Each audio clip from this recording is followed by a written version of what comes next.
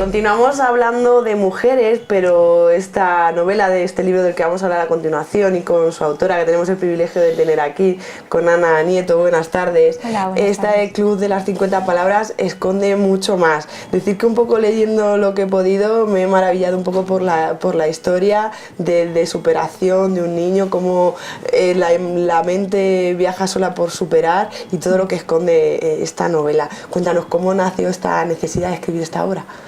Bueno, pues es una obra en la que tú dices, como bien dices, si te maravilló está bien hecha, porque en realidad lo maravilloso tiene mucho que ver con la historia, ¿no? Es como lo maravilloso va, digamos, entrando, filtrándose por las rendijas de la realidad para cubrir esos espacios que en realidad lo cotidiano, lo empírico no puede llegar a cubrir, no puede llegar a llenar, ¿no? Es, digamos que la maravilla o lo fantástico o lo mágico es protagonista en sí mismo, ¿no? Es como un personaje más, como se suele decir, ¿no? Entonces, ¿cómo surgió la necesidad? Bueno, pues casi todo yo creo que en la vida del escritor nace de una manera biográfica y bueno, pues yo quería contar un poco mi experiencia de vínculo con mi propia madre, ¿no? Y la quería contar pues a través de una mirada infantil, que fuera conmovedora, que fuera capaz de crear esa ensoñación y de proyectar, digamos, lo que tienes por delante, ¿no? El futuro, ¿no? Una vez que el pasado ya se ha realizado, que el presente es lo que tienes entre manos, pues cómo afrontas el futuro cuando hay una desaparición repentina de un familiar tuyo, ¿no? Entonces, el caso de David creo que es un caso especial, porque cuando hay una desaparición, digamos que todas las posibilidades se quedan abiertas, ¿no? Tú no tienes una explicación, no tienes una sola versión, no tienes unos hechos a los que puedas referirte, ¿no? Sino lo que tienes es pues un abanico de posibilidades donde tú tienes que elaborar ese relato, porque toda historia, toda biografía, toda historia personal es siempre un relato, no es una verdad absoluta. Digamos que el presente, como se dice en el libro, se consume en el mismo momento, la verdad se consume en el mismo presente, ¿no? Entonces lo que te queda después es el relato de tu vida, el relato de lo que ha pasado, de tu biografía. Y entonces David lo que tiene que hacer es construir ese relato. ¿Y cómo lo hace si no tiene los datos, si no sabe qué ha pasado, no sabe dónde está su madre? Pues ahí es donde viene el libro y es donde viene lo maravilloso a jugar su papel, ¿no? La trama empieza con una colega periodista que investiga. Es que el libro parece increíble cómo abordas tantas cosas a la vez, de un señor que hace un récord Guinness recorriendo océanos, y ella investiga y resulta que al final es este chico, este protagonista David, que ha inventado, es que el libro tiene frases súper bonitas, muy relacionadas con el mar, ¿no? Con la navegación. Sí, el mar está muy presente. El mar también es una metáfora de la magia. Entonces, digamos que igual que la magia se introduce en la realidad, digamos que el mar se va infiltrando en la vida de David, lo empieza a llamar, es como una llamada que él siente, no sabe al principio por qué, pero cada vez se siente como más vinculado a él, ¿no? Y todo tiene que ver con el misterio de la madre. Entonces, ese misterio es lo que mantiene un poco el hilo narrativo.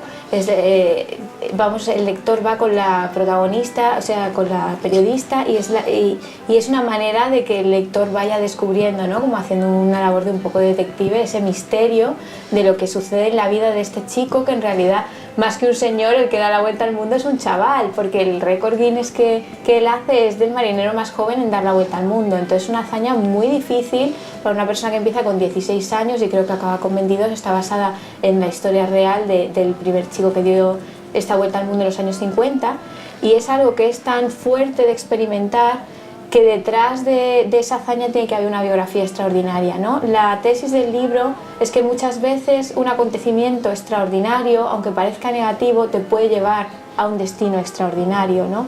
Muchas veces cuando conocemos la biografía de Steve Jobs o de distintas personalidades que han conseguido hacer cosas muy, muy importantes, tú investigas y vas recorriendo la biografía y ves que hay algunos eventos que han podido motivar ese espíritu, ¿no? De ese espíritu de motivación, de inspiración, de fortaleza, de fe, porque si no tienes una tensión muy fuerte que te empuje hacia el futuro, es muy difícil que tú puedas sostener el pasado, ¿no? Ahí es donde está un poco la tensión que mueve toda la historia de David, ¿no?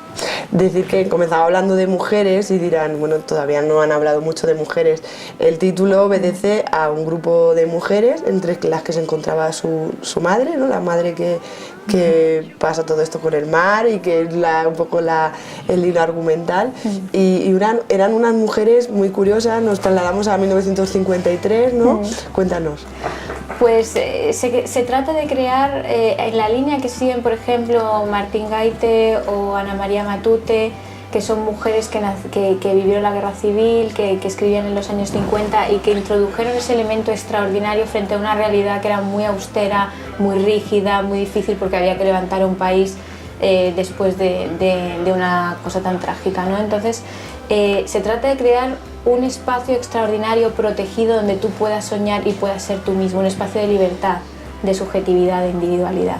Y entonces eso es lo que representa el Club de las 50 Palabras, ese lugar donde estas mujeres que eran madres de familia y que tenían que estar, digamos, inmersas en estos sistemas que eran tan cerrados, pues donde ellas podían un poco desarrollarse, ser sí mismas, crecer como personas, y crecer intelectualmente y bueno, a nivel cultural, ¿no? Porque es un club de lectura y entonces pues un poco eso es lo que representa el Club de las 50 Palabras, ¿no? Ese pequeño espacio protegido donde las mujeres pues podían tener un protagonismo, un espacio propio y pues lejos de lo que es las propias obligaciones.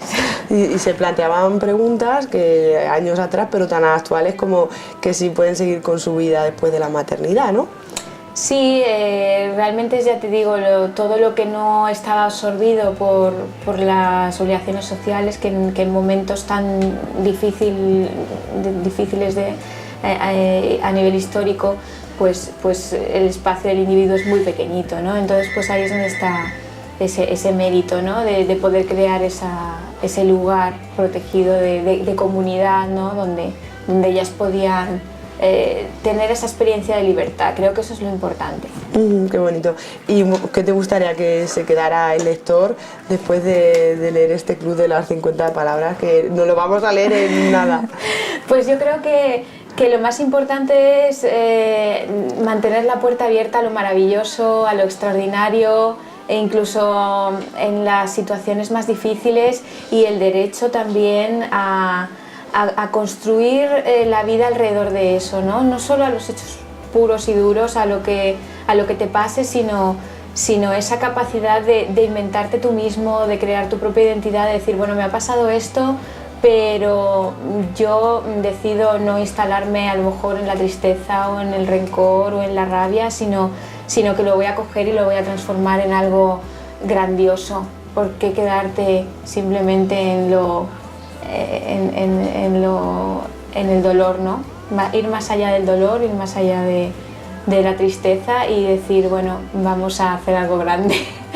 Pues sin duda un libro de superación que nos va a dejar muy buen sabor. Y Ana, gracias por estar aquí en Ciudad Real y por estas obras. Muchas gracias. Bueno, muchas gracias.